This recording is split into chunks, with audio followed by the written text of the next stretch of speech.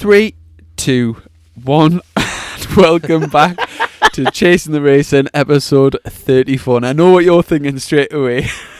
Come on, let's hear it. Oh, God. Well, this is nearly Christmas. Now, normally, I'm a total Grinch. And I still am a total Grinch. But Chrissy, with the power of social media, we're going to change that on Chasing the Racing. Today, I'm in a jolly good mood. Yeah, bollocks to that. We've had enough of that, Chrissy. Here I am, dressed up like a budget Elton John with my tinsel all over the place and my stupid hat. But don't worry, Chrissy.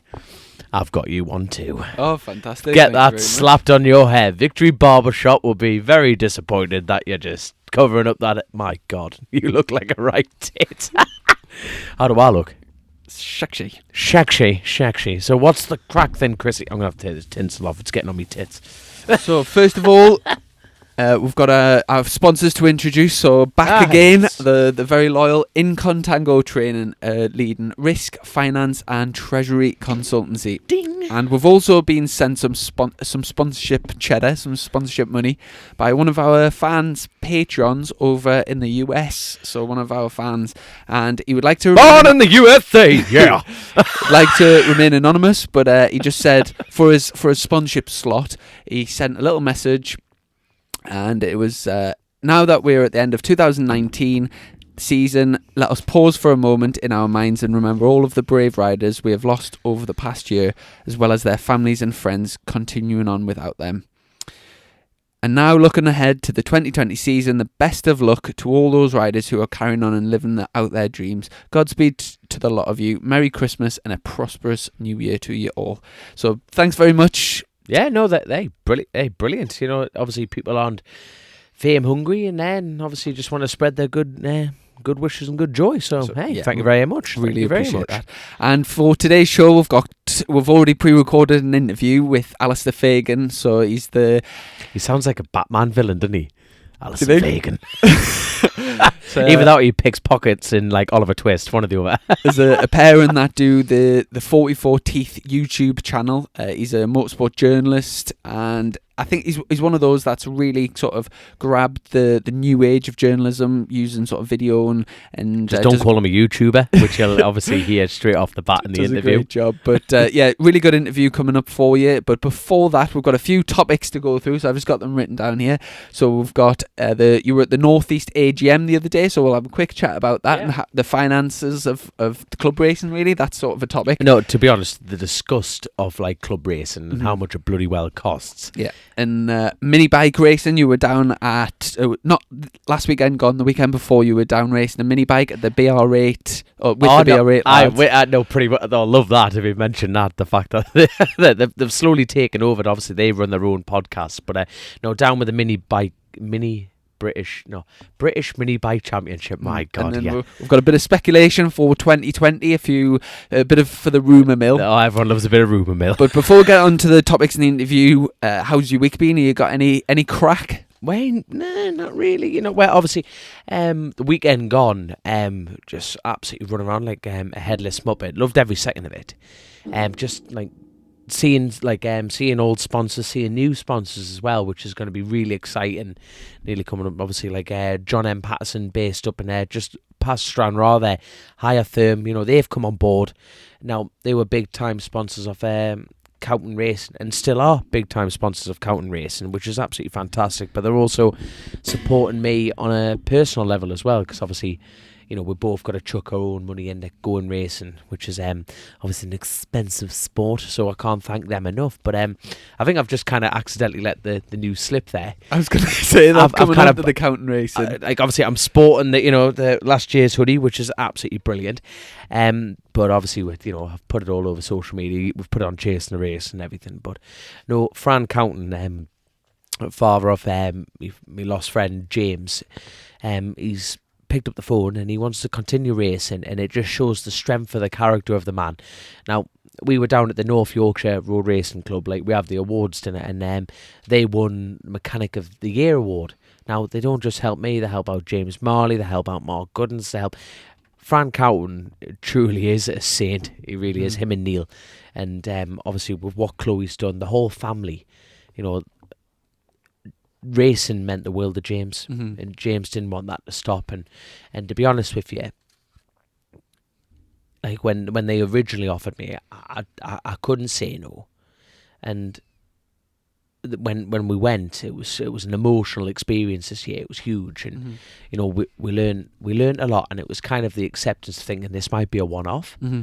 Then went back to Oliver's Mount, and I think being that close back to James is obviously such a rare thing that a lot of families couldn't have, and Yeah. they've got that back now. Don't get me wrong, I haven't openly spoken to Fran about that, but you can tell from the outside looking in, you can just see just being back in the same world where he loved it. So does Fran, so does the whole family, Mm-hmm. and you can tell he's just got a different attitude this time round. He's like, right, let's go back, let's do it a bit better, let's change the bike. They're going to change the bike. They're putting me on the new bike next year. Oh, mint. So Mhm. the new twin, upgraded the twin. new twin, so the Fantastic. Z650, because obviously Brilliant. the bike that I was on last year wasn't a hell of a bike, you know, Mhm. but that was like their first crack at the ER6. Mhm. And like the bike hit its development, and you know yourself, you know, bikes and everything moves leaps and bounds forward, and like the Counting family want to go there and get results. Mm. So I don't know why they've asked me, but no. So obviously Fran got back on the phone with Neil and Chloe and said, look, you know, do you want to have another crack at it, and we're going to do X, Y, and Z. I'm not going to give everything away. I don't want to let the rabbit totally out the hat. But obviously the TT and a few other things. TT, Northwest, Oliver's Mounts, Fantastic. hopefully some Thunder Sports as well. Oh, brilliant. So So obviously- that would be great for you with a bit of extra track time, because I know before the Huge TT difference. in the Northwest last year, one of the big sort of hindrances for yourself was the lack of track time. And, you know, it's difficult when you've had so much time off, and like, especially when a lot of the BSB lads are out in Spain testing and get the first few rounds of BSB, they're much more sharp. So if you can add in a few other things in, it doesn't matter what bike you're riding, it's just, you know, that bike fitness, getting sharp. Well, it's And, also honing a skill set, because I've learned to race a bike on the road, Mhm. like road racing, which isn't necessarily the best way of doing it, but sometimes it's all I've ever wanted to do is roads, and Mhm. sometimes you think, well, that's a good thing, because I'm learning to push a bike every time I go on a road, which is, well, you know, in my opinion, it's bloody brilliant. But you know, I need to go do more short circuits just to Mhm. learn from the mistakes. To be honest, I could do Yeah. with getting out with you, son. You know, Mm. just obviously you No, could come out and dish out some discipline and like Mm. show us how to go on. What you're saying makes total sense in it. You know, to have a platform where you can have you know, the what's the word, like the chance to make mistakes, and like that luxury which you don't have on the roads, where you can't test the limits and just have like a little low side, just finding the limit because there's a wall there or a lamppost, where on the short circuits you can afford to take a few more risks to try and, you know, eke out those extra few tenths with the comfort that if you do tuck the front, you know, the chances are you're not going to seriously hurt yourself. Well, that's it. But I think, you know, personally on my side of things, it's always been because I've always, you know, funded my own race, and I've met some incredible people who have supported me, you know, throughout, you know, like building up to this point throughout the years. But it always comes down to budget. And I think, to be honest, what keeps me on my fear of crashing isn't hurting myself, exhibit A, missing a finger. It's the financial aspect of it, and being able to unplug your brain from that is a huge advantage. And I need to do that, but in the same breath, you know, building bikes, and the Counting team, who are, by the way, let me put this out there, you know, they are very much actively looking for sponsors. You know, it's a family-run team, and they're looking, you know, they're doing their own thing, but you know, some support their way will be huge. So, like last year, was it a P? We were 11th in the twin race. No, 9th. 9th in the cheap twin. Top 10, and then you're getting an upgraded bike. So, you know, look, it's looking positive for next year. You know, totally. Especially if you can get a bit of testing in beforehand. You know, you could be knocking on the doors of the top 6 at the TT. Oh, I think a bit more, to be fair. Like, you looking shocked? No, I'm not shocked. I'm just you're usually big. You usually pull yourself down. So No, I'm liking the sound of that. The thing, like,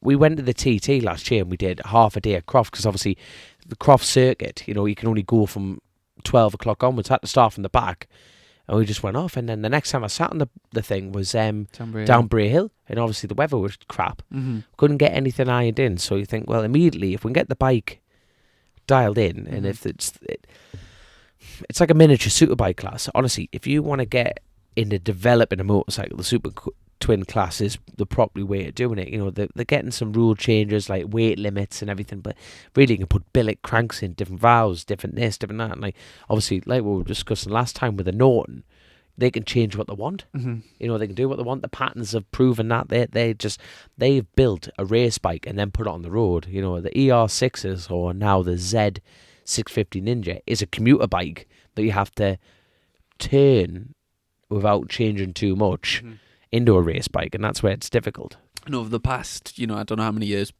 a long stretch, it's really been Ryan Farquhar that sort of pushed that development and made his pockets bloody thicker. Yeah, well, it just it's from business. From the outside, obviously, I'm not really that involved with the road racing side of things, but just from a spectator's point of view, every time the Northwest, the big sort of international meetings. Take out the patents. Is it patents? Take out the patents. The patents. It is the Farquhar bikes that of the Kawasaki's. It's the Farquhar bikes that tend to be. No. He's always put a competitive package together. He always has. Mm-hmm. But thing is, everyone is starting to creep up on that now. You know, KTS, who Jamie Coward. You know what I mean? He was let like a second off beating Michael Dunlop on the factory pattern. Mm-hmm. You know what I mean? And that's essentially on a shopping trolley. Lee Johnson, he was on a Farquhar bike, but running under the Ashcourt Racing colours. You know, the field is tightening up. But let me put it in perspective. How much was the new Honda? We just told it. You'll hear it on the interview. Yeah, 25. 25 grand, right? That's for a new Honda ready to go. Yeah, that's all ready to go and racing, and you don't have to refresh them or anything like that. To build, no, that's a road bike. A road bike, sorry. Mm-hmm. Well, I'm trying to think. Right, in comparison, you're looking at 30 grand, really. You know what I mean? To build a race, 1,000, to build a good 1,000, like a super stock, super stock 1,000. So really, to build a competitive, a pattern, to buy one from pattern is 60 grand. Wow. That's to buy a bike. And it's a much smaller class, isn't it? The twins rather than... But the mad thing is, right, every good race, like every close finish, proper nail-biting race, has come from the Super Twin race. Mm-hmm. This year, Road Racing News most voted for best race was the Ulster Grand Prix Super Twin race. Mm-hmm. The year before that was James Counton's Northwest 200 Super Twin race. I know we've talked about loads of times, but that as a finish was that's it. But Super Twin racing gets away from almost the big money men, but then it's a bit counteractive. You need a 60 grand bike to be at the front, but then even to build your own Super Twin, you need 40 to 50 grand. Wow, I didn't realise it was that it's much. That much, but everything's borderline bespoke, and them carbon fibre airboxes and carbon. It's all about vortex in them and like different conrods, pistons. It's just sky's the limit. It's proper engineering and racing. When we're speaking on the topic of like sort of money in the sport, obviously you mentioned that you were at the Northeast AGM meeting and you've got your bit of paper. Yeah, you've got some scribbled all over. You've got some accounts to look at, and I think you were I'm not sure if I'm allowed to actually put this out. When I first spoke to you afterwards, I remember you being like shocked at a few things that were mentioned that day. Do you want to sort of elaborate on? Well, obviously, we talk about entry fees and everything. Like now, Croft is a dear because of the noise complaints and obviously the insurances and everything. Everything's on the rise massively. But let me just for the weekend, right? A weekend's club racing, Saturday and half a Sunday. For the North East Club to rent it out, guess how much? I know how much because you told us, but I am amazed. Well, no, how much was your guess originally? It was. I thought about for a weekend. I thought about 12,000 quid. 12,000 quid, right? Try 30,240 quid. Is that a Friday, Saturday, Sunday? No, just Saturday, Sunday. Saturday, Sunday. So same weekend, medical fees 4,428. And you think the medical fees would be included in that, wouldn't you? Like the circuit fees. Honestly, it's phenomenal. So in the ACU rider insurance, when you think insurance going up and everything, it's compared to that, is only 2,680. So these are the expenditures for the club. So even before you've turned a wheel, there's like what's that? Getting on for 40 grand. But that's it. So really, the costs of the meeting now, when you put even like trophies, like obviously we go and you think, oh, what a shitty little trophy, but that still costs 1,033 quid. a weekend. That's it. Now, the best thing is everyone whinges about timing and stuff. Now, what they're going to introduce into the North East Club, which I think is brilliant, is a rolling grid system. Now, with you at the BSB, you have to you go off your best lap time, don't you? Now, you have the best in the business at BSB as far as timing officials and everything who calculate that down to a absolutely inch perfect. Now, no disrespect to the North East Club of Croft. You can only go as far as your money will reach you. Now, because obviously they don't put a rolling grid in. Once you're qualified, that's it for the weekend. Tough. You know what I mean? So, like, for example, when I went on that Sunday on the Croft for testing, I had to start from the back every race. Even if, like, I won both races, I had to start from the back. So, obviously, even on a budget, it'll cost 2,600 quid for timing officials and the services. You know, the lap timing system. Well, there's so many costs that are behind the scenes that people don't consider, and if you feel like you're getting a bit stung when you turn up and it's like like $350 for a week for an entry fee or something, but the costs that then get pushed onto the club are phenomenal. It's phenomenal. I'm trying to think. The overall, right? They lost. Now they ran 3 meetings. Like 2. Now, obviously, I'm trying to think. The main meeting at the North. Now, they went up to East Fortune, which is part of the Scottish ACU. So, let me just look for the figure. My God. Circuit fees, right, for East Fortune is 16,000 quid. A lot less than Croft, but a lot less than Croft. Still expensive. But the Croft is our local round as a North East club. Now, overall, the whole year, they were negative numbers at 654 quid. You know, and you think, for clubs to keep going, Derby Phoenix have packed in. Now, people like No Limits are taking over because they've got huge financial backing from obviously their initial business through the track days. But to keep a local club alive, we need to keep going. Now, for example, through Croft, now, so they have to sell 500 tickets before the club get any money. And even after that, only half the ticket money goes into the club after that. So get your asses down, you know what I mean, to the next Croft meeting with the North East Club. Obviously, check it out on social media, North East Club, and just please get yourself there because, like, what did they make? Income, right, from programme sales. They made 339 quid. Get your hands in your pockets, for God's sake. Because, like, in the gate money, right, bearing in mind after the 500, this ain't too bad. It's 1,700 quid. And you think, and people are trying to get round it. And you and me, everyone's sucker for a freebie, aren't they? Because you'll go, if I can go down and get in for now, brilliant. But, you've got to think about the bigger picture, and it's obviously keeping club racing going. Because when did you start off in the North East Club? Where did you do your first club meeting? From when I first started road racing, I started straight at Thundersports. I've actually only been in the North East meeting. You posh wanker. Hold on, the guests of honour.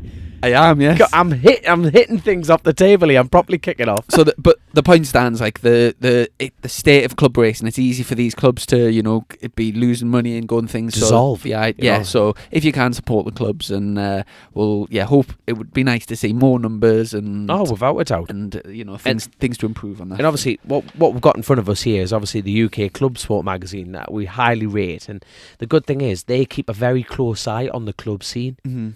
So, they are keeping it going. I honestly believe that, because seeing your name on a bit of paper does mean something. We're sportsmen, after all, sportsmen and ladies. So it's we just want to see gain from what we're doing, and I think UK Club Sport are massively doing that. Yeah, it's great, especially for the young. I think especially for the young lads coming through that are, at the moment they're in that place where the parents are paying a hell of a lot of money, and when you first start to get your picture in a magazine and like getting interviews and stuff, it's such a brilliant feeling. So yeah, great job that they're doing. And before I go, obviously, something that I regrettably haven't done enough of or reminded each other of is obviously the Marshal of the Pod thing, because obviously we're trying to get this built and blah, blah, blah, blah, blah. But the North East Club are running a Marshal training seminar. which would be very good. You know what I mean? Do you know the details of it? It's on the 15th of February at the Tynemouth Motorcycle Club. Right. Obviously, check out the website, the social media. Obviously the website, the North East Motorcycle Club website. Have a look at that and look for dates. Fun. And going on to our next topic. So 2 weeks ago, you were down somewhere in the Midlands. Tattershall. Yeah, Tattershall. And racing the mini bikes. How did that go? I tell you what, it was an eye opener. It was a total eye opener because I went down there thinking, Billy Big Balls, I'm in for this, like, you know what I mean? I turned up and I got my arse handed to us. Do you know, it is seriously competitive, man. Mm-hmm. It is so competitive. So what bike were you using down there? I was on a KTM 85. It's like super. A little two-dinger. Two-dinger, proper bike. And like, they've got different classes, like 160, 140s, miniature bikes. They've got like even sidecars, miniature sidecars. And is that just on like a go-kart style track? Yeah, totally. But honestly, it's like any passion, you know, it overtakes you. Mm-hmm. You know, like we've got like a lad called Dicko, who's an ex-Padgett rider. Mm-hmm. He's turning up on his bloody like Husky 105 overtune thing, man. He was telling me he's got nearly like 11 grand in this bike. Damn. Thumb brakes and everything, like full on lit up dashes, and you're like, bloody hell. But the times are serious, like. And I bet there's loads of lads there thinking like who maybe passed you and thought top 10 no, TT. no, not many of them, like, not many of them. But I tell you what, it was actually good to bump into one of my mates. Literally bump into one of my mates. David Sellers, he does the Ducati. Salty eye. He literally boomed us clean off the track, like first corner just went bang straight into us. Now Nathan, one of my really good mates, he's like 16 stone plus the VAT. He's a big lad, like, and you wouldn't want to slap off him, and he was about to rip him in half. Like, it was funny as hell. He was proper kicking off. He was like, "Who's this bellend?" And I'm like, "He's a Ducati Cup tri rider." Just one in neck in. Like, I don't care. I'm gonna slap his eyebrows clean off him. He was proper kicking off. Absolutely class. But honestly, well worth going to watch one, or even get involved if you've got any interest. Look at the British Mini Bike Championship, or check out the BR8 Racing page, BR8 Racing with Nathan and Dove. They've got their own podcasts, and that's a good way of listening and finding out how to get into it and everything, which would be mint. Absolutely mint. And going on to our last topic before we get our interview in, so a bit of 2020 speculation. So there's just been an announcement that OMG are going to be doing the Northwest, and was it the Northwest and the TT, or just Northwest? That literally happened today. What's today's date before we release this? 18th. The 18th. That's all happened today. And also, thank God, because there would have been now to talk about. And also, when this podcast goes out, the news will already be announced. So we're speculating at the moment, but obviously when you listen to this podcast, everyone loves the rumour mill. The news will always be out. But my bet, I think they're announcing the first rider tomorrow. Obviously, it's been announced that Hillier's leaving Kawasaki after a long-standing relationship. So what happened there? Because obviously it was quite... I don't know. I can't remember what shite we spread on social media now. But basically, like, Bournemouth were leaving the BSB, but they were sticking at the roads, weren't they? That's what I thought initially. But Bournemouth actually haven't pulled the plug, right? Have they? When you look at it, all, like, basically from the articles I've read, it isn't like Bournemouth is stepping down. I might have this wrong, but all they've done is confirmed Hillier's split. Right, okay. But then I'm not sure, to be honest. The good thing is, the mad thing is, when you look back and you see the detail after you know the fact, when you look at the TT interview, when you look at a couple of these interviews, they're already dropping hints before the split was happening. Right. Like, Hilly was very, very optimistic about returning back to the TT. At no point was he packing in. He's like, "Oh, well, before I leave, I want to, try a different manufacturer. I'd like to try this, and it'll be a shame to do this without doing that." And you're thinking, He really had a good year this year with his Northwest 200 win. He's had a phenomenal year. And he pissed off. He absolutely pissed off in that race. And he's a solid podium man at the TT as well. So, yeah, my guess is that we're going to see Hillier on a BMW, and I'm pretty sure that it's looking they're like... not Suzuki's anymore, are they? No. So when did they go to BM? Is that just this year? They've gone to BM? Next year, yeah. So my guess is that Hillier's going to be riding the OMG BMW, and by the sounds of it, it looked like it was our first ride is going to be announced tomorrow. So that leaves another space, and I'm I'm thinking that obviously I'm looking at you here going. We had Dave O. Johnson on the podcast not so long ago. He doesn't have a clear ride. I think he could be a great choice for the second seat, and obviously that would make sense with Billy McConnell being, best mates, and Billy's riding in for the team. And there's a good link there. So my guess is that we're going to see Hillier and. We're both podium men. Why Hillier not and Davo on the OMG BMWs. Well, obviously, with their British background, they're gonna be. They're gonna turn up the full show, aren't they? They really are, because also paddock set up and everything like that. It's gonna be a proper all singing, all dancing head start into the roads. Also, I've heard a few whispers that Tyco have parted ways with the Taz BMW racing team. And the Tyco brand are going to be joining Paul Bird at Ducati. So we're looking to see the Tyco Ducati next year. Blue. I doubt that they'll keep the red colours, won't they, for the Ducati? But I'm not sure. You reckon? I'm pretty sure that we're going to see Tyco factory backed. Ducati, Paul Bird. As factory as at sort of this level gets, yeah. All right, aye. So I think we're going to see the Tyco Ducati, and I mean, we spoke about it before, but wouldn't it be great if that then develops onto the roads as well? And obviously they've already got Josh Brooks racing for them, who's obviously a massive title favourite for the British Superbike Championship, but he also he's loves, also the fastest Australian around the TT. TT. He also loves the TT, the Northwest 200. Wouldn't it be great to see Josh Brooks to do both?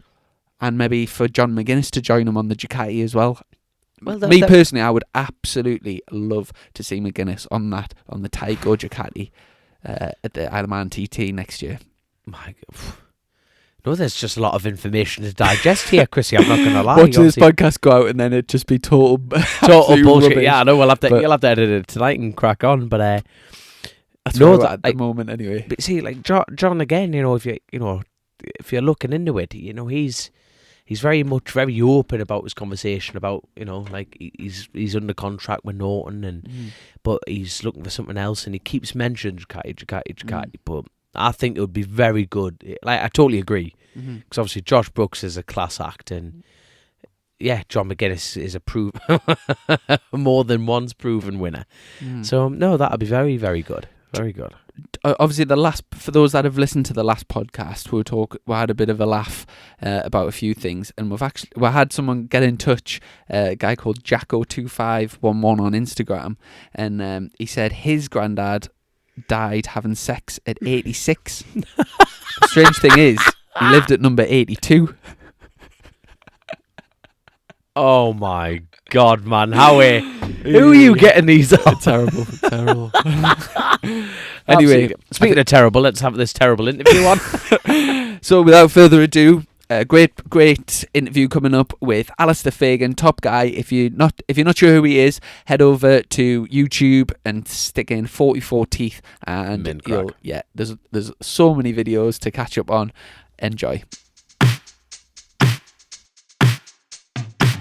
So we're joined by Alastair Fagan, the YouTube journalist for the UK biggest bike-related motor media outlet, 44 Teeth. Alastair, how are you doing, son? I'm very well, boys. How are you? Good. Did I get that title right? It wasn't far off, mate. I'll give you points for the effort anyway. Well, where did we go wrong, though? Where did we go wrong? I don't know. I think you slipped in YouTube and journalist in the same sentence. But anyway, look, we won't delve into these intricacies. But yeah. Hold on. I've never spoken to you before. We're controlling this interview, son. So I want to know the difference between YouTuber and journalist. Come on. I can actually hear the anger. You're almost grinding your teeth there. Oh no, we've hit a nerve. It's a bit of a joke. There's obviously YouTube is becoming more and more popular, and it's booming. It's massive, and as a media outlet, it's becoming a pretty useful tool. I think you agree, and I'm obviously doing what I was doing at a magazine 10 years ago. I'm now doing what I'm doing in videos and making it all digital. And as you just alluded to about the 10 years at Fast Bikes magazine, so what was your role there? Is it road test editor? Road test. So and that was That was around the time that I actually met you in 2000 and I think 2012 or 2013 when we were both doing the Triumph Triple Challenge. Yeah, it was a good time. I mean, I had a lot of injuries in previous years, and I came back, and that was the first season I came back to proper racing. And yeah, it was a good little series, that, wasn't it? Yeah, brilliant. And for obviously Tony Scott ran for the people like myself at that time in my career where I was kind of wanting to be at BSB, but I didn't have a big budget, for the sort of around the 16,000 quid a year mark. You could go and race, and you could be on TV, showcase your sponsors, and yeah, I thought it's a shame that we don't. I mean, obviously you've got the Ducati thing now, which again you've raced in, so we'll get on to speaking about it. But yeah, it was a great series. But go back to the sort of role that at Fast Bikes magazine. How did you leave college and just go straight into bike journalism, or what was the story behind that? Oh mate, no way. I had no qualifications whatsoever. I was a pub landlord. I was a bin man. I packed cheese in a cheese factory. I pretty much did every single job you can imagine. And then let's hear your best. Get out my pub. Get out my pub, Pat. Your best Phil Mitchell special. So how on earth did you get round to racing bikes and testing them? Well, I mean, I started racing bikes, and I did motocross for years and years. Wasted years and years of motocross. So I was not really that good at it, and I kept crashing. And I was alright. We got up to sort of national schoolboy level, but I was never going to be any good because I just kept falling off the thing and smashing myself up. So we thought we'd go road racing instead. And then why is that the safer option? Everyone we have on this bloody podcast, man, guys. Yeah, motocross was a bit dangerous. We had a bit of soft mud to land on. I'll tell you what, we'll just start head planting the bloody tarmac at 180 mile an hour. Oh, aye, that's considerably safer. Well, in motocross, you just stop, don't you? You go up in the air, and you just stop dead, and that's when all your injuries happen. And I'm not, hold on. And the fact that they're going round in their fucking pajamas. You know what I mean? And you look at the PPE these lads are wearing, they're going round in bloody pajamas. Flappy, there's, what? A nice helmet and a nice thick pair of boots, and that's all they've got? Get some levers on them. Mate. And the goggles. Of course, eye protection. You got to love the red tape of the world. But anyway, you were saying you were shit on motocross. That's where And then my sponsors down in the Oval, Branson's, they had a Honda Hornet cut bike that was there that had been raced, and I swapped my CR125 for that and jumped on it straight away, and I won the Hornet Cup in my first year of road racing. I thought, this is pretty good. I'm enjoying this, and genuinely fell in love with the sport, and wondered why I wasted so many years on the mud, and kind of it just went from there. And then obviously being in the road racing paddock, I got to know a few people, and I got to know Fast Bikes, and there was a job going, and I kind of someone said to me, "Oh, you should go for the job," and I went, "Mate, I'm not a journalist. I can't write my name, let alone 1,000 words." And I went for it, and I got the job. So and here we are today. And obviously that was before the time of sort of spell check, and everyone had iPhones. How on earth did you manage to I'm not very good at English, and I would feel very. I feel like I would be putting myself up to be mocked and laughed at if I was having this spell, because my spelling's atrocious. How on earth did you get by before everyone had iPhones? Well, you're making me sound like a bit of an archaic old fool here, boys. I mean, I'm not that old. Back in the day. No, I mean, look, I was alright. I could write. I mean, it was learning how to kind of find the mix of entertainment and information and bonding it all together, because there's some really good journalists out there, some really good writers, and Fast Bikes magazine particularly, you got all those heroes, Shaky and Frosty and Sean Emmett, and they could ride, but they could write as well, and it was kind of finding a balance, really. So hold on, before we leave the subject of Fast Bike magazine, do you know who got rid of the the lovely little posters in the middle, when the gorgeous woman draped over the motorcycle. Because, the world of journalism or YouTube and whatever nerve we hit there before, they somehow forgot that sex sells. You know what I mean? I personally stopped buying that magazine. This is as true as I'm speaking to you now, mind. I stopped buying that the second I found out there was no nudes in it. And you weren't alone, mate, because there we are. Honestly, the magazine sales just plummeted.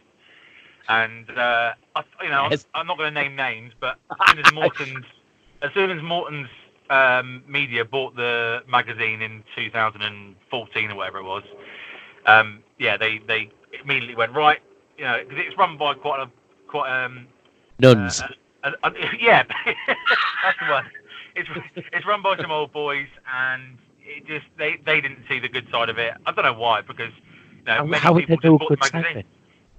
How was it not a good? There was profits. It got the blood going, and it wanted to buy motorcycles. It was. I don't know. Oh, the world's Crazy. got. Yeah, okay, you need to start getting this on your YouTube clips. You know what I mean? On your YouTube channel there, on 44 Teeth there, just get the odd strolling by roller skating in Miami. You know what I mean?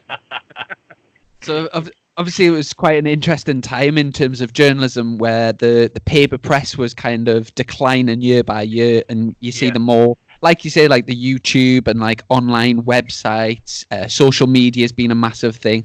So at what point did you leave Fast Bikes and start doing your own thing?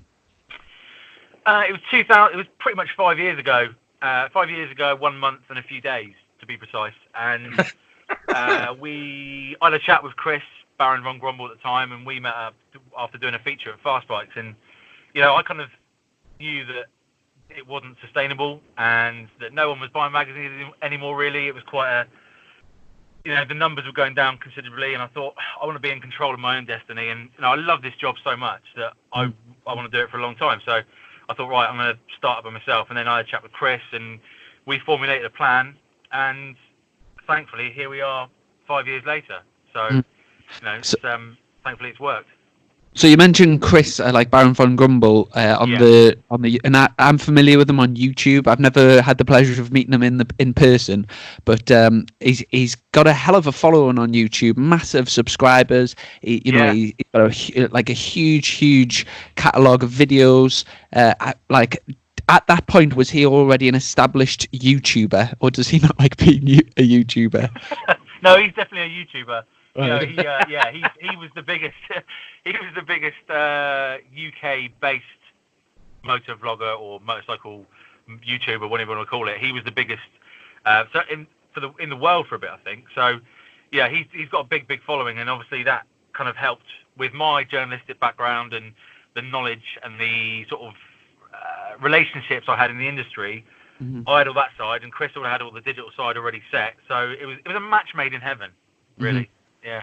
And for a lot of our older listeners, especially who are maybe not as familiar with sort of YouTube and these like vloggers, sort of video blogs, it's an unbelievable world, and especially for the sort of 16 to 25-year-old range, there's these like sort of YouTubers now, like aside from the race and like just famous YouTubers like KSI and Paul Logan, these people are millionaires. Are the millionaires, like massive, absolutely massive. The fart put it on YouTube and it gets like 100 million downloads, and these people are they are superstars. And like obviously recently, the KSI and Paul Logan, two of the biggest YouTubers, have just had a boxing match, and it was like selling out arenas. They've earned like millions and millions of dollars. It's crazy the sort of world. And obviously you and Chris have got the sort of motorcycle, and in this country you've got kind of that motorcycle, and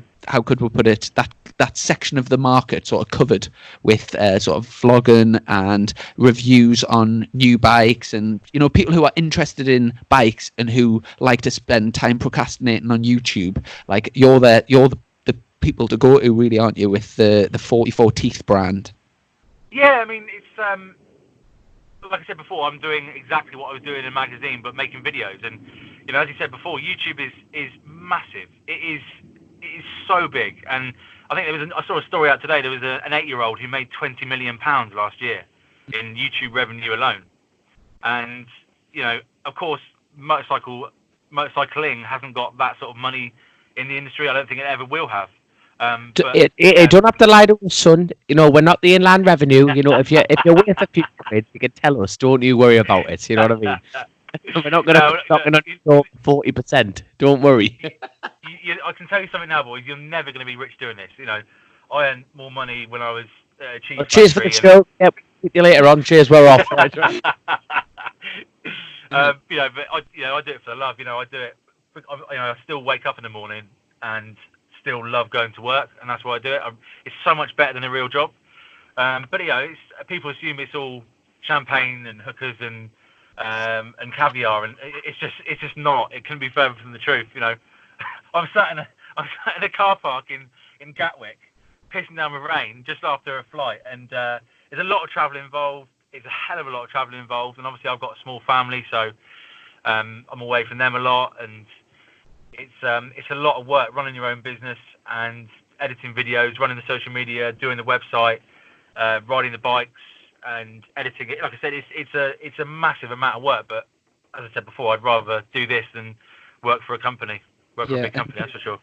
And talking sort of numbers, I was just on your YouTube channel before, 179,000 subscribers. So basically that every time you put anything on, it goes immediately to nearly 180,000 people. And if you think of, if you visualized, that amount of people, it's like, if you think of Wembley Stadium full is 90,000, and you've got the 180,000 people at the click of your fingers. And then when you look at some of your YouTube video stats, and I was looking at your most popular video there, which has nearly got 800,000 views, and trying to picture that, I live in Newcastle. I think the whole city, so Newcastle and Gateshead, north and south of the Tyne, put them together, so the whole city, I think, less than 800,000 people, and it is phenomenal the amount of views that you're getting on and the following. So I mean, was it an immediate, when you first started, was it an immediate audience, or is it something you've sort of worked on for a while, or what? I mean, don't get me wrong, it's taken a long time to build up to this. It's taken us 5 years to build up to it, and I'm still, we've grafted solidly, and we put in a lot, close to 6 figures of our own money in the first couple of years just to set the business up. And I'm still surprised today, really. We're the fastest growing digital moto media out there, and that's coming from a small, tiny, independent company. Mm-hmm. And I'm still surprised. It shocks me that you've got all these big companies, all these big publications, and they do nothing with video and nothing with digital. And, a lot of it is the fact that they're run by old men, and a lot of that they're run by people who are sort of skewed, and they've got their blinkers on and don't want to look outside the print box or just writing a few words on a website. But I just still find it crazy that we're the only ones really pushing video. And of course you've got a few others, but in terms of heavy hitters, I'm absolutely humbled to say that we're doing the biggest numbers. So it's all good. I mean, it's like I said, it's taken a lot of work, and when you sort of look, you start off with nothing. You start off with absolutely nothing. And obviously Baron von Grumble's influence, we had a few subscribers then, and thankfully again my history in racing and the time I did at magazines, that helped as well. So you sort of you build organically, and that's all we've done organically. That's all we've. There's been no advertising, no sort of boosting social media posts. It's all been organic. So a snowball effect, I think you call it. Yeah, absolutely. You see, the mad thing for me is, right, I'm going to be very honest, because I wear my heart on my sleeve. The first time I've ever watched you was around about half an hour before this conversation, and that is the God honest truth, right? What have you been doing? What have I been doing? Now, I tell you what, the mad thing is, right, he was telling me about, right, we've got this young'un on. I'm like, wait, who the hell is he? And he goes, have you ever heard of 44 Teeth? Immediately, I've heard of 44 Teeth. I've seen the logo around every paddock, like everyone I've been into, and I've just never associated that with that. So it's hellish. Like, so obviously, I watched my first one. Now, my main question here is, which one am I speaking to? The one with hair or the one without? I'm the fat bald one. The fat bald one, fantastic. Yeah. You've got more crack than the other guy anyway, so I'm glad you're on the show, mate. I'm really glad you're on the show. But no, like I say, like the gone honest truth of it is, like you say, the organic side of it is that I've just seen your logo around every paddock I've ever been to, BSB and like TT and Rhodes and everywhere. So it's bloody impressive, really. And like when Chrissy showed me this, I do feel like an idiot, a bigger one than I am now, because I'm thinking, well, how's it taken me this long to get involved? And one of, I'm sorry. Sorry, go on, mate. Go on. No, I was about to say I hate to break it to you, Dom, but we have met before. Do I owe you money?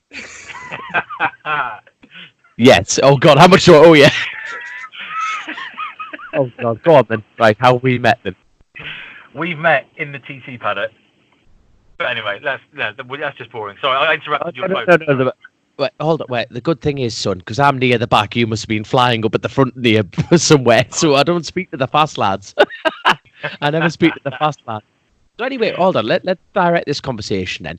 It's a case of like your TT then. When was your first TT? Well, it was my first and only TT. It was 2016. Right. Which classes did you go into? Just lightweight. Oh, right. Yeah. Right. Oh, no, we have another journalist / you, like what's his name? Adam Child. Did you beat him? Chad, he didn't do it that year. Ah, right. Next question then. Who's done the faster lap time then? Now, more than mine. I think it's me. I did. Good lad. I did 107. I did 107 mile an hour lap after like 6 laps of practice. So I was kind of happy with that. Bloody yeah, that because twin, that's hellish on a twin. Because the only problem with the TT and the twin race is you don't get a lot of track time. No. So obviously that was a good class to go to for your first time. But what if you don't mind me asking, why was it your first and only time then? Well, it was just circumstance, really. I mean, I entered every year apart from this year. I'd entered to go back, and money, politics, sponsorship, and just kind of various different bits stopped me going back. And you know, this year was the first time that I haven't gone back. And my lads now both race motocross, and it just hasn't worked out. And that was the single best thing I've ever done. You know, they say that having kids and getting married is the single best thing you'll do, but it's just closely followed by, or it was close second to the TT, because that is without doubt the best thing I've ever done. Incredible. That's amazing. So so if the circumstances prevail, would you be interested in doing it, you know, in the future? Yeah, I'd love to go back. I mean, really, excuse me. Like I said, it's just been. I had bike sorted, I had ride sorted, everything was there, but you know, I don't want to go too far into it. But yeah, it's one of those things. I haven't made it over there. I've had my ferries booked, and it's just one of those things. But I would like to go back. I'd like to go back to the classic. I'd love to ride an RS 250 around there or something. But yeah, that's the dream. Ride an RS 250 or a TZ 250 around there would just be, it'd just be incredible. Well, the amount of people that you know, surely the amount of blackmail material that you must possess, you'll be able to get that taught in a heartbeat. You like to think so, but again, you know, 2 weeks away is a long time to be away, and especially when you're running your own business, it's not as easy as going, right, I can do this for 2 weeks, and I can do that. You know, it sounds easy, but it's far from it. And you know, when you there's money to be had elsewhere, I've had to go and do something else. And last year we were supposed to go there, but again we had another project come up, we had another feature come up that actually made us money, so it was a bit of a no-brainer. But never say never, definitely. So if any of our listeners out there have got a spare 252 stroke lying around the place, we've got a young'un here who's keen to get on it. Young'un. And speaking of riding, obviously you mentioned your TT thing, and like at the start of the conversation we were talking about the triumphs. What have you? What's your racing, you know, history since, like, in between those times? Like, obviously I know you've been at. I've seen you at BSB in the Ducati Tri-Options Cup. What else have you been up to? Since the triumphs? Yeah. Mm-hmm. Yeah. I mean, I did the season with the triumphs. I think. Do you remember that time, Chrissy, when I was faster than you in the last sector at Brands Hatch GP? Oh, please tell me more. Please tell me more. Do you remember that? Funnily enough. I think that's maybe one of the timesheets that I haven't kept. I've got it framed at home, mate. No, but I did. I did. Straight after that, I did 3 years of Ducati Tri-Options Cup, which was I love that series. Really loved it. It took me a while to figure out that bike, because that is a bugger to figure out setup, and it's unlike anything you've ever ridden. That the 848. It was it was 848 first, and I did 3 years. Sorry, I did 3 years of 899s. Right. Mm-hmm. The monocoque. Mm-hmm. So, all right, just quick, like obviously a quick blurb on the subject there. Why was it a nightmare to set up then, the Ducati? Like, what was particularly wrong with it to get right? It was just a bit of a. It was unlike anything you've ever set up in before. You know, you make a change and go, well, on any other bike, and any other sort of conventionally framed bike, you make that change and you go faster. But it works almost backwards. Everything had to be within a certain parameter, and you know, you could go round and round in a maze of setup changes and still not be comfortable on the bike. And you know, after probably 6 months or half a season, I've soon figured out that, you know, it's very difficult. Obviously, it's a monocoque chassis. I don't know if you boys have ridden the 899 or a Panigale, but it's unlike anything you've ever ridden. So it was, it was a difficult first season. Then I figured out how to ride it, and we had some good results. I think I had the best result of 5th, but I'm just too fat. I was just too fat for a single mate class, as Chrissy knows.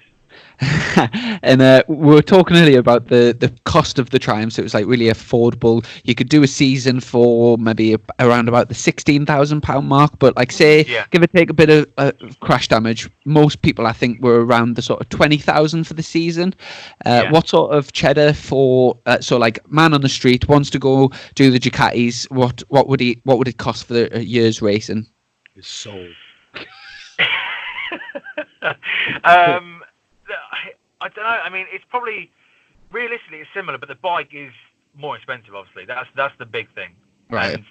And you know, although you got a bit of help through Ducati with or the dealers with parts, putting Ducati parts next to Triumph parts is just you really got to sell your soul to pay for the crash damage. I think, you know, I wrote a bike off into high-sided coming out onto the wing straight at Silverstone, and it hit the wall. Shit. And obviously there's no frame, so that's one thing left to fork out for. But it was a wreck. Everything. There was nothing left. Even the engine had to be refreshed because it was lying like side for ages. So, I mean, I'd say a good 25 grand.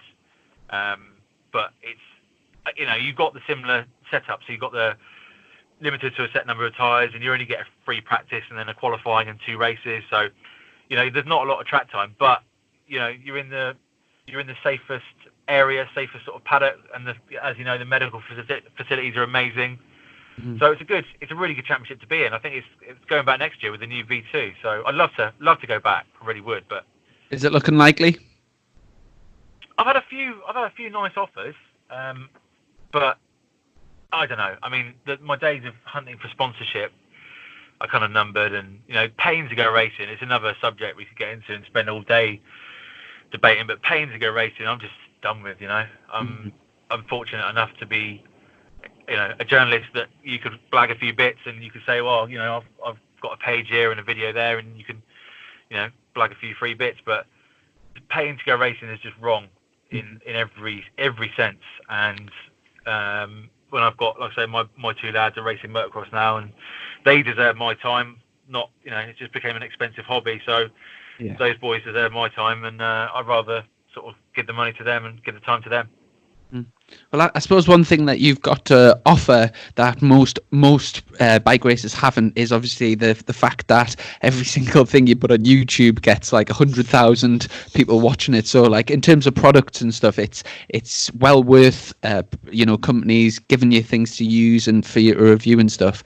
And going back onto the YouTube side of things, one of your big sort of aspects of the whole 44 Teeth YouTube channel is this budget bike battle. Now, for those that haven't heard about the BBB, the budget bike battle, can you just explain like basically what it is and the like? How do we get involved? I've never even heard of this, but I already like the sound of it. So I mean, without boring you boys too much, I mean, new bike sales are on their asses. You know, not many people are buying new bikes, certainly new sports bikes anyway. So there's a big market in used bikes, used sports bikes, and apart from a few kind of retro magazines, no one's really taken it on themselves to bring more used content. And we had this idea. Obviously, there's two of us, and we thought we'd buy two old shitters and do them up, spend a bit of time in a workshop doing a few workshop videos, because everyone loves workshop videos, by the way. But yeah, so the original one was a GSXR 750 S-Rad and a ZX7R, two iconic bikes, and the aim was to get to Morocco. The aim was to get to Africa for 1,500 quid. We bought these two bikes for 1,500 quid, and it was like a Top Gear. Without being too Top Geary, we had this sort of vision of a few challenges on the way, and we went to Almeria. We went on track to Almeria, did some amazing roads, and then sadly my S-Rad pooed itself and prolapsed on the car park of a Spanish hotel. So didn't quite make it to Africa. There you go. We didn't. We literally could see the ferry. That's the frustrating thing. We could see the ferry, but again, little did we know how big this would explode. I mean, the Budget Bike Battle is, I think it's the internet's finest series. It's gone crazy, and the support and the encouragement we get from viewers is amazing. I mean, it's really, when you look at it, it's taking two budget bikes, which a lot of people can relate to. They've either owned or they've had posters on their wall with these bikes, and it's just taking it back to sort of grassroots stuff. And rather than no one's got the money now. Not very few people have got the money to go and buy 25 grand superbikes. It's the prices of, I think the new Fireblade's just been released. It's 25 grand for the SP, or 23,995 for the SP. So not everyone's got the money to buy these bikes, and you can't go to Africa on it. So what's the point? There you are. What's the point? There you go. I tell you what, though, honestly, everyone who's listening to this now, there is such you will not be disappointed getting onto their YouTube channel. Chrissy, like I say, Chrissy showed me it, and I'm instantly hooked on it. The opening quote was you sitting next to John McGuinness going, "You've got more chance shitting in the Queen's handbag," and I was just crying, laughing straight off the bat. So I'm thoroughly looking forward to watching this budget bike, and I can't wait. But like the moments you must have had throughout this whole process must be phenomenal, because Chrissy was just telling us that you've been like to the Colin Edwards boot camp. What was all that about then? Yeah, Texas Tornado boot camp. I mean, that's I sound like a bit of a spoiled brat talking about all this stuff, but it's great. Carry on. It's I'm very humbled to be able to do this stuff. It's bucket list stuff. It really is. And Bridgestone UK, one of our sponsors, they also sponsor the Texas Tornado Bootcamp, and there was a space out there for us in October, and I won the Soggy Biscuit competition to get the space on that, and I got the invite and went out. Can I just check? Days. Sorry, can I just check? Is this?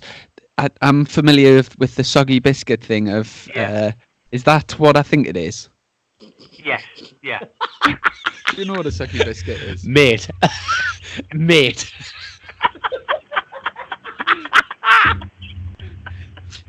No, I don't. You tell us, Chrissy. You tell us. Go on. Just Google it. Sorry, don't Google it. Don't Google it. Tell us, Chrissy. In your most seductive voice. No, tell us both. Go on. He doesn't know what it is. I don't know what it is. Go on, Chrissy. Go on. Continue what you're saying. No. Tell us what it is. I can't have the kids at school recording this, so let's move on. Just Google it. You big tart, you're fast on the bike, but you're not fast off the lip, are you? There you go. Go on, Ben. Sorry, where were we? No. Yes, Colin Edwards. Is he a dick, or is that all right? Oh, no, he's a legend. That's good. We spent 5 days with him, shooting guns, riding bikes, and eating beef and drinking beer. It was just perfect. It was, like I said, bucket list stuff. It's I've seen a few videos and a few clips of people shooting 50 cows and drifting around their place on little TTR 125s, but yeah, just an incredible experience. That is right up there with anything that I've done on two wheels in terms of enjoyment. And the only rule out there was that you couldn't drink any more than 3 beers and ride bikes and shoot guns. So it's kind of fair deal. Absolutely class, man. So, go on, right, quickly. I want your best moment ever since starting 44 Teeth and your worst moment. Don't think about it, just answer. Best moment. Oh, my God. Best moment. Go now. Best moment is, I don't know. Go. Off the first thing in your head. No wonder you beat him at Triumph Triple Challenge if he's this slow off the mark. Go on. There's been so much. I can't pinpoint one thing. If I had to pinpoint one thing, it would be the Texas Tornado Boot Camp. There we are. Brilliant. Now, your worst moment. Don't say this interview. The worst thing would be getting caught speeding in Switzerland. What happened? Well, again, this is another budget bike battle thing. But we got pulled over by some Swiss police, and we got it handed to us. Chris, I mean, thankfully, I didn't actually get done for speeding, but obviously, being a business trip, we had to pay for it. But it was $5,000. What? $5,000 for doing 80 miles an hour in a 50. Oh my giddy aunt! Is that something to do with being foreign or what? With the racing? No, it was the fact that Swiss get so much right. They've got amazing chocolate, amazing roads. Well, they haven't got any racetracks, but that's another story. They got so much right, and yet they throw the book at you. If you get caught speeding, mate, you just pack in driving. We got so thankfully Chris got done for speeding, 80 and a 50, and immediately got pulled over. And because I overtook the car, my number plate was shielded from the camera. So if we both got done, it would have been $10,000, and 44 Teeth probably wouldn't have existed because we've both been bankrupt. That is crazy. But we had to get out of Switzerland immediately. So they escorted us out of Switzerland. We were banned for Switzerland for 6 months. Oh my God. Yeah, so that was probably the worst bit. Yeah. That's crazy. And obviously, when I sent you the message to ask you to come on as a guest on Chasing the Race, and you said you were a keen listener, what's been your favourite guest of the podcast that you've listened to that we've done? What's been your favourite guest we've had on? I'd say Hickey. Yeah, it was. That was actually we actually did that at Donington just before the showdown, and he's just like such a professional. It was more like him interviewing us, really. He's very he's really good with a microphone, and we'll probably have to get him on at some point. And obviously, before we let you go, my final question is: do we get a hoodie each? I want a 44 Teeth hoodie. Do we get a Chasing the Race discount? Don't say discount. We want one. I'm privileged. I'm absolutely privileged to be on this podcast, so I will gladly send you, and it's Christmas as well, so I'll send you 2 in the post, boys. How's that? Oh, he's our favourite ever guest ever. Brilliant. Good man, you're my favourite. I tell you what, just before we go, obviously there'll be people listening that maybe want to check out the 44 Teeth. What's all social media, website? What's all your? This is your bit to advertise. What your bits? Just go for it. There's either 44teeth.com, nice and easy, as in the numbers 44 Teeth. And then just type in 44 Teeth to socials, and it'll pick up nice and easily. But yeah, it's the 44 Teeth of a sprocket in case people are asking. That's the key to it. Where did the name come from? Well, rather than like a generic super bike, fast bike world, we came up with we're trying to sort of messing with bike parts, and the 44 Teeth logo kind of looks cool, and yeah, it just went from there, really. So. Oh, legend. Well, really appreciate your time coming on the podcast, stopping in the airport at Gatwick, and we really do appreciate your time. So thanks so much, and have a great Christmas, and we'll catch up with you in the new year sometime. Lovely. Thanks for having me. Cheers. Merry New Year. I'm a size medium. Good man. Cheers. Bye.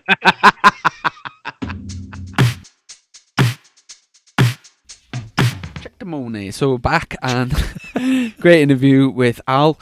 Obviously, you weren't familiar with him before the interview tonight, but cracking lad. But honestly, when I first clicked onto his YouTube video, I was actually howling laughing. Like obviously that John McGuinness sketch about shitting in the Queen's handbag, it was just like, these lads are on our wavelength. You know what I mean? Don't take life too serious, and obviously enjoy the crack. And no, proper down to earth lad, lovely lad. So it's good to hear. Champion. And obviously, have you got much on for this week? Oh, just back to work, and obviously, I forgot to tell you before this. One of the lads at work on the old Tinder there. Now, Chrissy, I've made it up to new heights, mind. Go on. New heights. Let me just scroll through the phone here. Build the suspense. Just for those that aren't on our wavelength, Tinder is a dating app. So on the iPhone, on any phone. So basically, you can if you're in it's a dating website anyway. Yeah, if you're it works on location. So basically, if you go to in Newcastle, flip your phone up, everyone that's on Tinder all the single people can see each other, and then you can message each other, meet up, all that type of stuff. So anyway, one of the lads is on Tinder there. I've heard. You've heard. Oh, aye. Oh, one of the lads is on Tinder there. And you've made it, mine, Chrissy. When Julie here, 53, is wearing one of your Dom the Bomb hoodie. Dom the Bomb hats. How good is that? Like, my mate just went, yeah, Dom, you've pulled that, So anyway, Julie, 53, 41 kilometres away, is looking for love. Please hit her up, and she's got a lovely smile and obviously great taste in hats. That's mid-crack. Yeah, he's like, oh, you've made it. I can't swear, I wouldn't say that. But hey, Julie, if you're listening, God love your pet. And if you do want a hat like Julie, please look at the TT Phone Cases website, where you can purchase you one for Christmas. Spot on. So, God love you, Julie. God love you. Mint. But Well, hold on. Before we totally go, I want to get one more dig in. Go on. Did you see the Guy Martin Great Escape thing? I didn't actually get to see the full programme. I've seen a few highlights and a trailer. Did you watch it, did you? Let me just get this straight, right? Brilliant programme. Very factual about the Great Escape. Guy Martin, I'm a very big Guy Martin fan.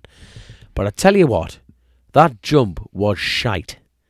And that was the whole base of the programme. Now, don't get me wrong, he did jump a brand new Triumph. Now, the way the programme was portrayed to me, it's like Gordon Ramsay on drugs. I flicked that on for a total different reason. I was hoping to see Gordon Ramsay doing line after line of cocaine. It really wasn't anything like that, right? So this jump, I was expecting to be on the old Triumph, right? I'm telling you, right? I was expecting. Is that even a programme? Well, Gordon Ramsay on drugs, yeah. On it, mate. It's mint. You should watch it, honestly. But the thing is, I think he lost his brother his brother overdosed. I think I'm gonna have to. Honestly, the programme's well worth a watch, and it shows you how cocaine's made. Like cocaine, obviously, plant to crush it down, everything like that. They separate it with diesel, man. The chemicals separate with diesel, scrape it off, and then dry it out, and then it's made by a couple of lads wearing bin liners in the bloody jungle, and it sells for millions. We should forget this Chase the Racing podcast and getting the coke. High reward for high risk. It's right up our street, son. But anyway, this Guy Martin jump. The thing that upset me about it, right? The fence, obviously, they replicated it. They went to Germany, did the exact same thing, same location, blah blah blah. Great program, but the fence was fake.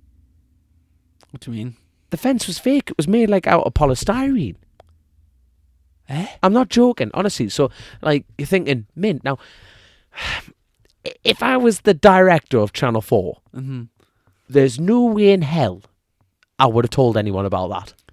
That sounds to me like doing a tightrope with a catch underneath. The whole point of the danger aspect was if you don't make it, you land on a barbed wire fence. But it was made of polystyrene. Made of polystyrene, this wasn't in the outtakes. He openly talk about going, this is how safe it is. Right. But essentially what they're saying, that's it. I think everyone's watching this program, all he doing, and he just complained about a bad angle. I'm going, what? Come on. You know what I mean? It really ruined it for me. That you think, for God's sake, man, like it would have been like, imagine if he balls his, because back in the day they actually jumped barbed wire fences. Back when men were men trying to escape Nazi war camps. You know what I mean? On British-made bikes, even though they're in the heart of Germany. But hey, let's not talk about details, young'un.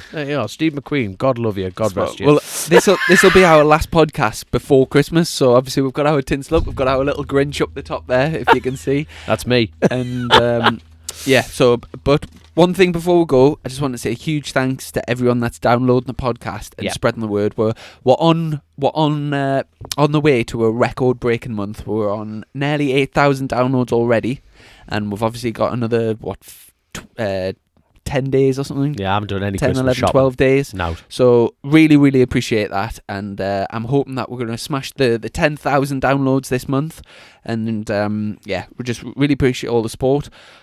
Our next podcast will be at the beginning of January, and that's when we'll start our weight thing. So we'll get weighed. How weird, man! I want to get weighed now. I've been training. We'll get training, put the weight on. Put the weight on. So we'll get weighed beginning of January, end of January, and I'm going to put a poll up on the Twitter, and we can get a charity to support. So 100 quid goes to the loser.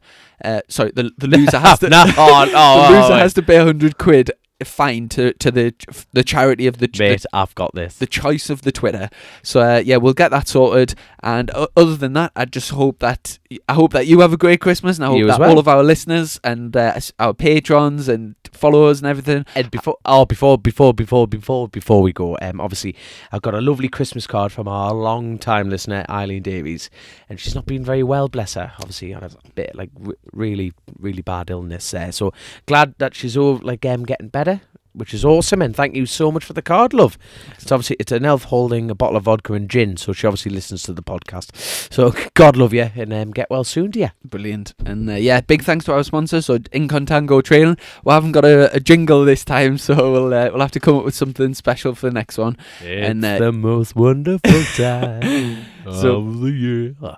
Thanks so much to everyone. If we've just also hit 200 reviews on iTunes, which is a nice little marker, and we really appreciate all the people that are leaving positive reviews, especially the written ones. Fantastic.